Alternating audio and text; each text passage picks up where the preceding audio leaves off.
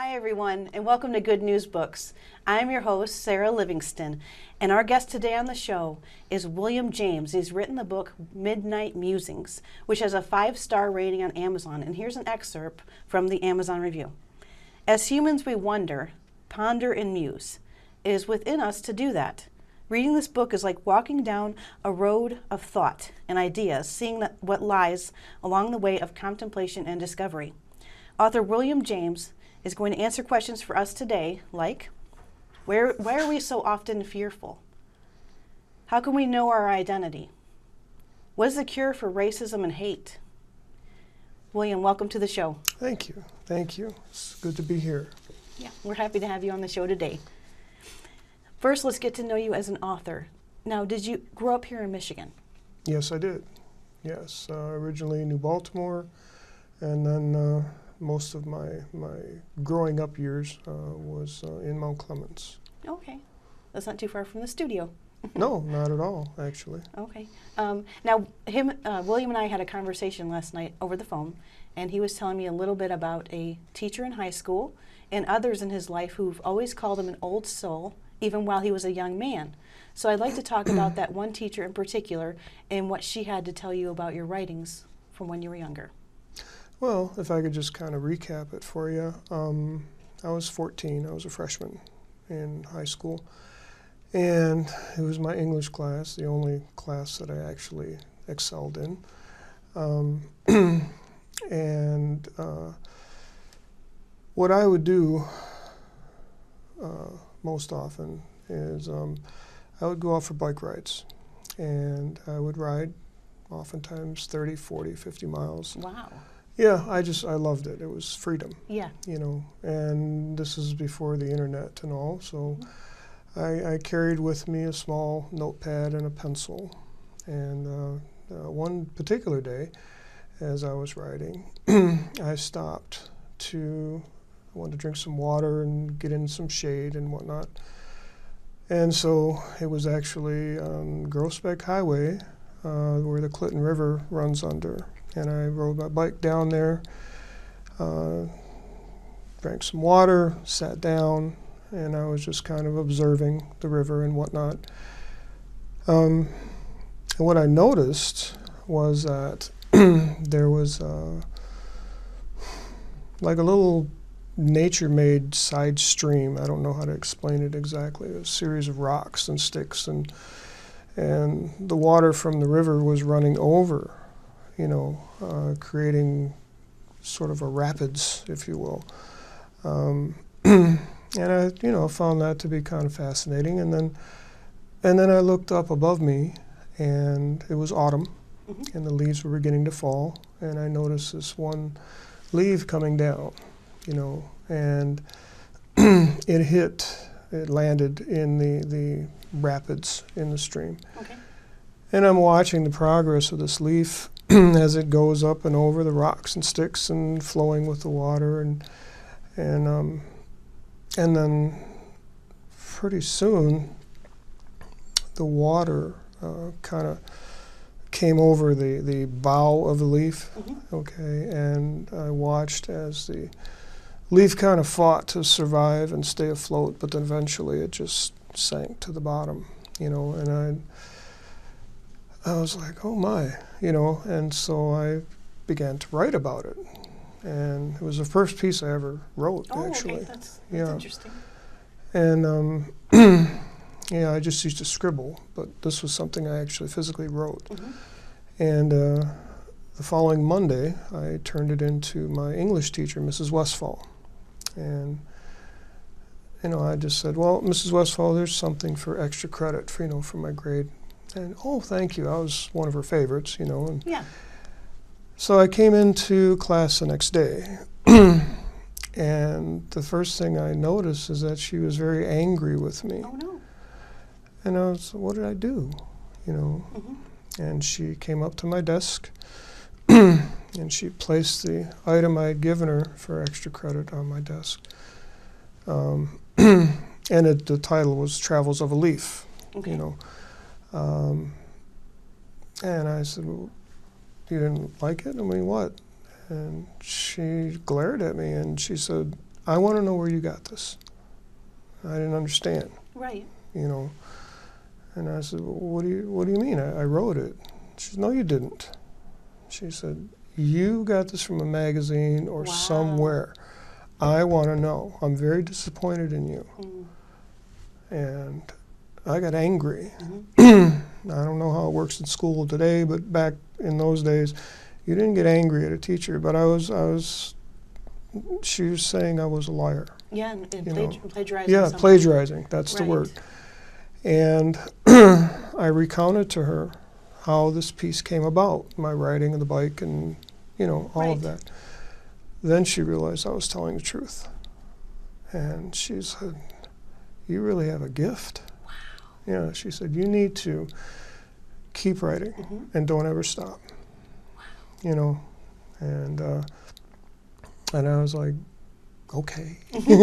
You know, so, I mean, that was my first, I don't know, recognition. Mm-hmm. Yeah, she was encouraging you. Yeah, and yes. Because she saw a gift in you that you didn't even Excuse see me. within yourself. Yeah, And it was so good that she thought that you had plagiarized it from someone else. She was so shocked by it. yeah. That's amazing. And so there was another encourager in your life too, in college, right? That was some years later, yes, yes. Sorry. Okay. I was taking a class, you know, and I mean, God does everything with a purpose. Mm-hmm. And this was many years after, and I had kind of stopped writing and everything. Life got in the way, you know. And at the behest of my nephew, who kept bothering me to take classes, you know, he said, you're a very smart guy, you know, nothing wrong with what you're doing for a living, but you need to go to school. And he kept bothering me for about 5 years. And finally, in exasperation, he said, I'll tell you what, you take one class. If you hate it, Mm-hmm. I will never bother you again. Okay. That sounds like a good deal. He said, but I think you're going to love it. Okay. I took a full boat of classes. Oh, wow. You know, all or nothing. Yeah, if you're You going to know. do it, you might as well do it big, right? Yeah. And the class I took, one of them, was a refresher course in English, Okay. English 101. You know, just to brush up on adjectives and verbs and pronouns and all that, you know. And the professor, Lou Baltman, he had a different idea, and I think God had a different idea. And he wanted me to get back into the writing arena. And he turned it into a writing course. Okay. And, well, the first piece I turned in, you know, the professor said to me, he said, where have you had training before? And I said, well, nowhere. I had Self-taught. English in high school, Uh-huh. you know. And he goes, no, that's over 20 years ago. He said, you've had some coaching somewhere. So, no. And he was like, really? He said, you know, you don't even know it. You've got a writer's voice. Wow. And yeah, within a week, which is not a testament to myself, but within a week he told me, he said, you know, I've already gotten to the point where I can't wait to see what you turn in next. Mhm. You Wow. know, and he turned on a light up here for me that had gone dark so long ago. Mhm. You know, and I've written ever since. So So he was the second encourager of probably many, and that's the point, is that we need to encourage other people. If you see a talent in somebody else, tell them, because sometimes other people see us better than we see ourselves. If you see a talent in somebody, point that out, because that's their gifting in the Lord, and every good gift comes from God. yes, So this is a gift from God that He's getting ready to use. yes, Okay, indeed. so let's get to the point where you use the gift to help Okay. for the to help the viewers here. Okay, Sure. so we're going to move on to your book. What is your book about? Let's start there. Well, the book itself is a compilation of, I call them pieces. I don't know what to call them exactly. They are inspirational, motivational, spiritual, that type of thing. The title is a very honest title. At the time I was which doesn't make me unique, but I was working an average of 68 hours a week. Wow. So, and That's I a did lot. that for many years. And I was trying to come up with a title, and it, just kind of hit me, Midnight Musings, because 95% of the pieces in here were written between 10 at night and 2 in the morning. Oh, okay. So I said, well, it's a workable title. It fits. So that's where that came from. You mentioned the inspiration. Yeah. Well, that's kind of unique in and of itself. My customers where I worked those many hours, very, very nice folks. You get to know folks as they come in, and you develop a relationship with them, and you just talk. And there were times when they would come in, and being that I did know them fairly well, I could sense that something wasn't quite right in their day, but I didn't want to be intrusive either. So I would go over to the computer at work, and I could access my writings there. And I would say, okay, they need something, but I don't know what it is. Give me something, Yeah. Invariably, something would come to mind. And okay, I wouldn't have figured that, but okay, and I'd print it out. And walk back to their car and hand it to them and say, this is for your day. And what began happening is people would come back, sometimes even the next day, and two things kept coming up at that point. Number one, they would say, how did you know I needed that? Mm-hmm. And I said, well, I didn't, but evidently somebody did. Yeah. Just what I needed that day. And I said, well, then thank him. Yeah. But then they all began saying, I said, you're a very gifted writer. And I said, well, if I am, that's from him too, But they said, well, what you need to do is you need to publish your writings. And I was like, I always just wrote for me. Right. It was therapeutic. Oftentimes it was a purge for me. Yeah. And so when they started saying this, and more people started saying it, well, there must be something to it. Mm-hmm. And that's when I began. Yeah, in the mouth of two or three, let every word be established. Yes. And so Yes. these people were telling you that to write it and to publish it. Yeah, I think they were what my church would call mercies in my life. Okay. They were sent, in a sense, well, not in a sense, they were sent to encourage me, Yes. to put my gift, God's gift Yes. to me, And- into a book. And your book is to encourage others. Yes. So it's a give and take situation. Yeah. I think it's great. Cyclic, even. Yeah. Yeah. Yeah, I love that. Okay. Now, do you have a writing quirk that is individual to you that you would like to share? Well, I guess there's two, I suppose. I don't know if it's a quirk or not because Okay. it's so much a part of me. Mm-hmm. And I think a lot of it came about because of my work schedule, so I guess it was a blessing in a way. First of all, I almost never can I write during the day. My creative juices or whatever seem to come into play at around 10 at night. Okay. I've tried writing throughout the day. Mm-hmm. It just will not happen for me. Okay. Excuse me. And the other thing, which took me a bit of time to get used to, was I'd begin to write. Of course, everybody's keyboard nowadays, but I'd begin to write, and if I don't know what the proper term is, if I got into flow, okay, I would begin to write. And then the words would so often start coming out of my fingertips faster than I personally could keep up. Wow. It scared me because I was like, what's going on? And Inspiration. yeah, and then I would, at the end of the piece, I would go back to edit. You have to. And And it's like, I don't even remember writing this paragraph or this section, you know. And it is, like, you know, forgive me for saying, but it's like, am I possessed or something, you know? And then I figured it out, you know. Is that your brain was quicker than your...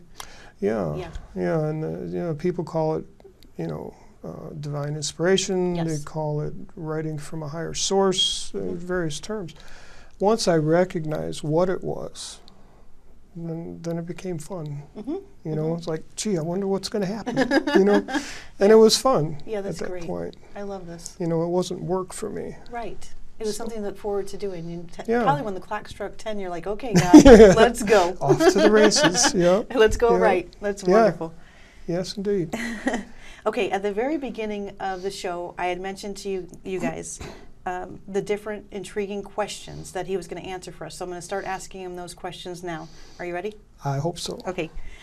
Why are we so often fearful as people? Where does that come from, and why do we feel like that? Well, fear, excuse me. Well, fear, as you know, I mean, fear is, even though it's hard to recognize this for us, it's smoke and mirrors, first of all. And there was actually a piece I wound up writing, it's in the book itself.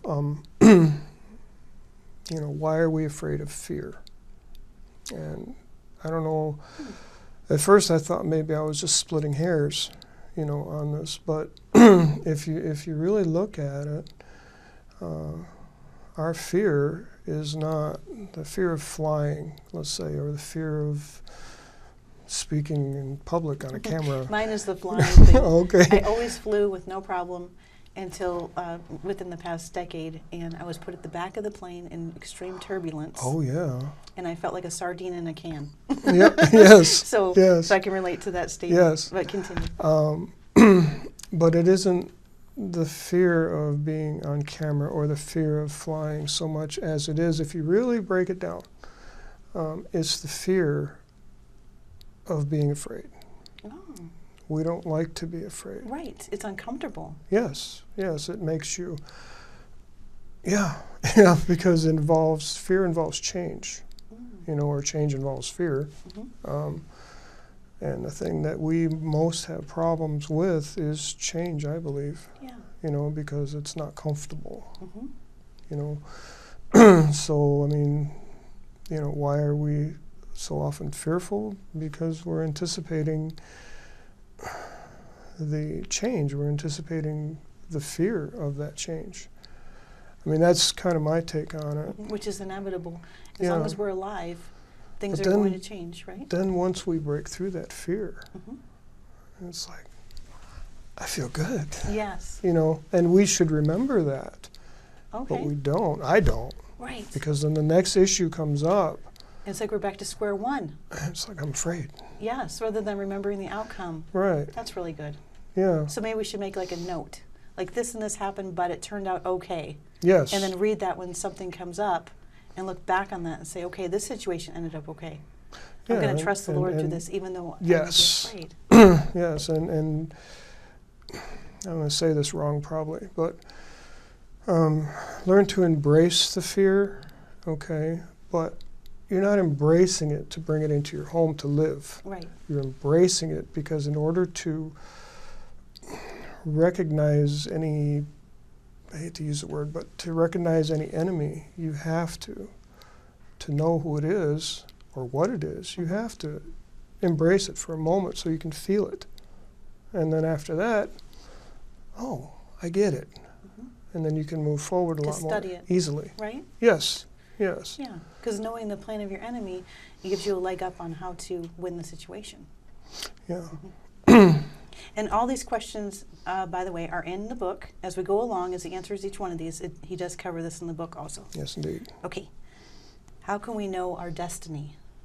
Oh. Well, destiny is quiet. You know, it most of the time anyway. It's not something where destiny knocks loudly on the door of your life and says, "Here I am. Recognize me. What are you going to do with me?" like most things that contain greatness and contain the things that are important in life, they're things that are entreated quietly, okay? Spirit of wisdom, quietly entreated. And most often you have to listen. You have to, which is very hard in this world. I know.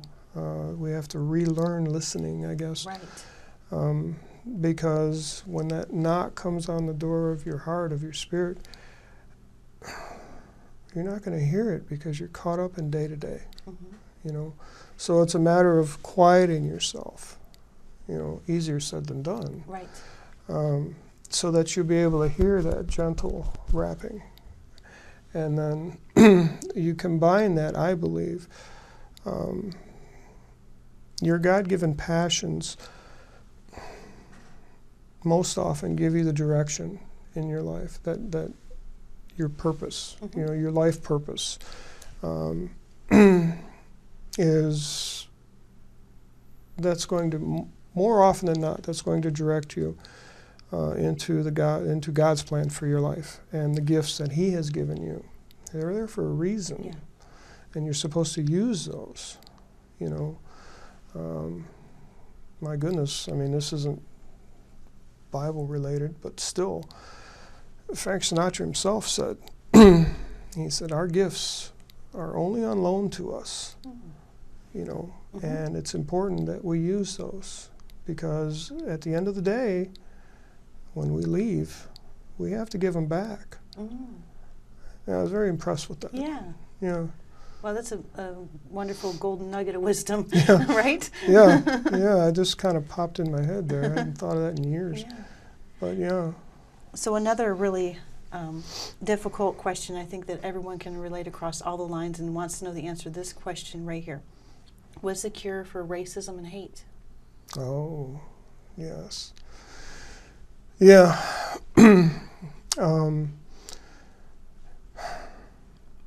Racism, it's funny because I was just talking to somebody about this today. The subject had come up. Racism is entirely based, and if we do the research on it and go back, you know, because history will always reveal to you. That way you don't make the same mistakes. Right. But the base of racism, of bigotry and prejudice, it's all rooted in fear. At the final outset, it all comes back to it. You know, forget momentarily, although we don't want to forget, but put it out of your mind for a moment. The greed that's involved, and the hatred, and the short-sightedness, okay? Put all that stuff aside for a moment and go back, and you will find that racism is based in fear. I've never seen it any different, because what is fear? Fear is, we have fear of the unknown. You know, we have fear of change. We have fear. And that's where racism comes from. You know, its initial base is in fear. It always is. In actuality, what made me investigate that, you know, rather than just accepting it as face value, was oddly enough, you know, this series, still my favorite, Touched by an Angel? Yes. Okay. Monica was her name, the red-haired angel? Yes. She had a line in there, in the script, that just made me really think. And the line was, you know, and I guess you could say it's a God moment, I suppose. She said, the color of racism is fear. Oh. You know, and that got me to thinking about it and really investigating it. And the idea that they put a color to the word racism, you know, that just struck me. And it made me want to investigate it further. Yeah. So yeah, racism is indeed, like I say, it is indeed based in fear. Rooted in fear. Okay. Yep. See, I would have thought it was rooted in somebody wanting power over somebody else, or feeling like they're going to be made powerless in some way. It's And all despicable. It's Yes. It's disgusting. Yes. And I don't like it. And that was always my take on it as well, until her line in the Mhm. show, Mhm. you know, and Yeah. then I started looking further, and I was like, good Lord, yeah, Wow. it is, you know. This So is if we insightful. stop being afraid, Mhm. you know, it won't eradicate bigotry and what have you, but it will be on our way to. It's a good start. Yes, Right? yes. Okay. Yeah. Now, is there such a thing as a happy place to be found in our lives? Yes, there is. And that, you know, one of my favorite movies of all time is Hook Oh, yeah. with Robin Williams. Mm-hmm. And, you know, as we grow up, you know, as we become adults, responsible adults,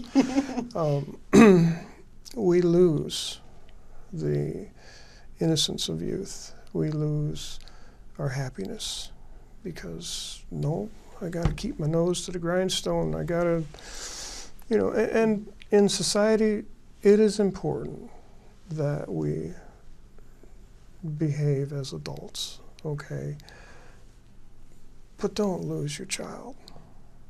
And in that movie, there's a part in there. I'm an avid movie watcher, you know, and there's a part in the movie where Robin Williams' character, Peter Pan, he had forgotten who he was. He was an adult Mhm. with a And all family. the memories were gone. Yes. And then at one point in the movie, he remembers, and you know, his being, he's just ready to crash into the ground, you know, but then he remembers his happy place. Mm-hmm. He remembers who he was so long ago. And then that's when he, once again, he was able to fly, Mm-hmm. you know. Well, if we're going to fly in our own life, we have to become as children again. You know, the innocent laughter of a child, the enjoyment of watching a squirrel. Mm-hmm. And it is possible, because God wouldn't say it if it wasn't possible. He says you must become as little children Yes. to enter the kingdom of God. So it is a possibility. The more we become in Christ, the more innocent we become in our minds and our thoughts and our deeds. So it is possible to become as a child again. But continue. No, that's entirely correct. Yeah. You know, I remember, it's different for everybody, but like as a youngster, I used to get the biggest kick out of, because I used to climb trees like a monkey, you know, and I'd be perfectly content to sit 40 feet up in the air, you know, Wow. just watching. See, now everything. we wouldn't. Yeah. Wisdom says, don't do that. Yes, yes. But you sit long enough and like the squirrels forget you're there. Yeah. Oh. And then they start going about their business. Mm-hmm. And they, for lack of a better word, they cavort, they have fun, they run around and Mm-hmm. chase each other. And, you know, these are the things, for me, when I was a child, I enjoyed. Why I was like, look at these guys go. It's like you're in their habitat and they don't know Yeah. you're there, right? Yeah. Yeah. You know, and I mean, for everybody, the joys of childhood, things that you remember enjoying most, they're going to be different, Mm-hmm. or they're going to be the same. But in order to regain your happy place, you know, it's like you just said, you know, you have to become again as a child. Mm-hmm. You know, and that doesn't mean spilling your root beer everywhere. You know what I mean? Can't trash your parents' Right. house. Darn. But no, you have to. It's like we get cataracts spiritually, you know, and your vision becomes more cloudy Yeah. than it used to be. And you don't see things as you should see them anymore Mm-hmm. because you become older, Yeah. you know. But that little guy or gal is still in there. Mm-hmm. And he's just like, come on, I'm trying to help you, you know. Let's have some fun. Yeah. Yeah. Let's be happy. And yeah, in order to get back to that place, you have to unleash that little guy in there. Mm-hmm. you know, and let him breathe again. Right. That's So good. yeah, a happy place. Yeah. Yeah, I like that. Yeah.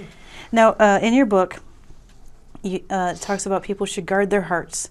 And when you say that, are you talking about your heart that you love from, or are you talking about something deeper?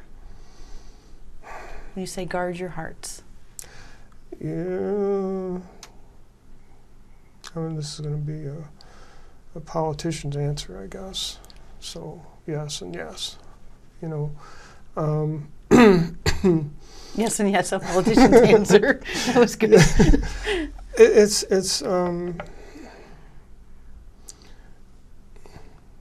It's where the love resides, okay? But that's where we're supposed to reside. That's where our youth resides. That's where everything that's important resides. And over time, we tend to become more guarded, you know, and life teaches us that. You know, it taught me, you know, it was not the best lesson because I didn't respond properly. But like over the years, just be briefly on this, but you know, I kind of built a wall around myself, you know, because it was a defense mechanism, because I got drained out emotionally, and and therefore I determined I was going to guard my heart. You know, nobody's going to hurt me again, and nobody's going to get in, and not knowing that I was hurting myself, you know, and the wall became impenetrable over time, over years, and it took, when I finally recognized that I'm doing damage to myself by keeping everybody out, I'm safe, but I'm not secure because I'm dying inside. And then I had to start breaking the wall down. So it's a matter of when I say guard safely your heart or something, I guess what I'm saying is don't. Oh, wow, okay. Expose yourself to This is good. Okay, the risk. Yeah, because that took a different turn than I was even expecting. I thought you were going to say to do it, but you're saying don't do it. Oh. No, because you hurt yourself badly. This is beautiful. Okay. Yeah. Now the viewers, I know that they're dying to know where they can find your book. Oh, sorry. It's on, like everything these days, it's online. Okay. It's on, goodness, on Amazon. I think everybody goes on there these days. Google Play, iTunes, Kudo, I think it's called, is another site. Okay. There's a number of, it's on Barnes & Noble website as well. Okay. Yeah. And it's called Midnight Musings. Yep. It's by William James. Pick up your copy today. It's a wonderful book. I read it and I really enjoyed it. Thank you. Thank you so much. And thank you for being on the show. Oh, thanks for having me here. My goodness. Yes. And everyone remember to keep sharing the good news.